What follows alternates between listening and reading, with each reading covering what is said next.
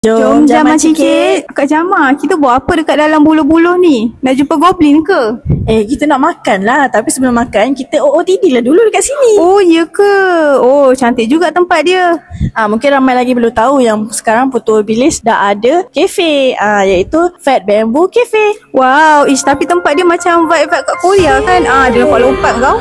Asyik ada trampolin. Lepas tu memang banyak lah tempat bergambar. Kalau korang jalan kat situ memang berpeluh-peluh lah. Sebab korang kena jalan jauh sikit untuk ambil gambar yang cantik. Ya, tapi peluh-peluh pun tetap dapat gambar yang cantik. Orang kata satisfying. Lepas tu dekat kafe ni kan, Kak Jamal paling suka air dia, iaitu wellness tea. Wow, tapi kan nak bagi tahu dekat kafe ni dia vegetarian tau. So korang tak perlu risau kot untuk try. Betul. Yang ni pula dihidangkan dengan nasi yang dimasak bersama daun buluh. Sebab tu warna dia macam ada kehijauan sikit. Ya, betul. Lepas tu kan rasa dia macam lemang. Dia ada beberapa pilihan menu dan juga dessert lah. So korang bolehlah order ikut terasa korang. So korang jangan lupa tahu datang dekat Pulau Village ni sebab adik dah Kak Jamal approve.